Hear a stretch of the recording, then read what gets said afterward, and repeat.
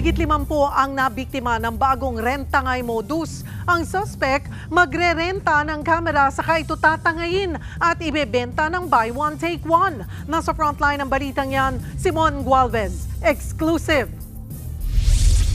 Bit-bit ang mga dokumento at ebidensya, humingi ng tulong sa News 5 ang grupo ng mga kabataang ito. Mga nagpaparenta raw sila ng kamera na click ngayong pang selfie at picture ng mga millennial at Gen Z. Ang problema, ang mga pinarenta nilang kamera tuluyang tinangay.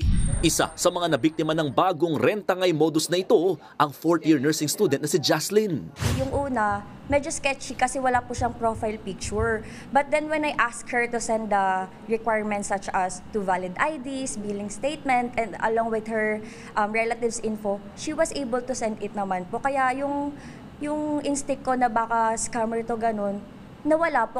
Nagsimula lang daw magduda sina Jaslyn nang humingi ng extension ng kliyente niya. Pero nang makuha uli ang pinarkilang unit, and it turned out na yung camera ang binalik niya sa amin is from another camera rental shop.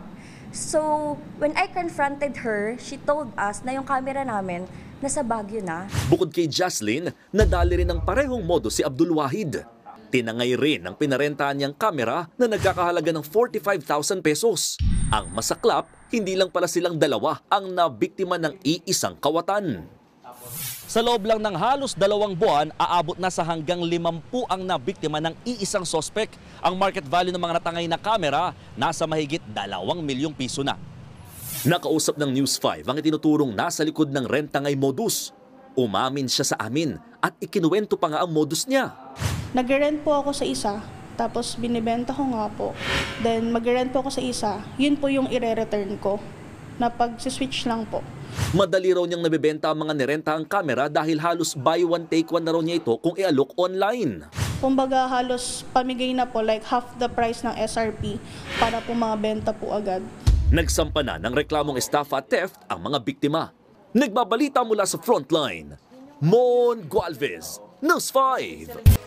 Mga kapatid, Cheryl Cosim po, huwag maging huli at maging una sa lahat sa balitaan. Para sa tuloy-tuloy na talakayan sa Frontline, mag-follow at mag-subscribe sa social media pages ng News 5.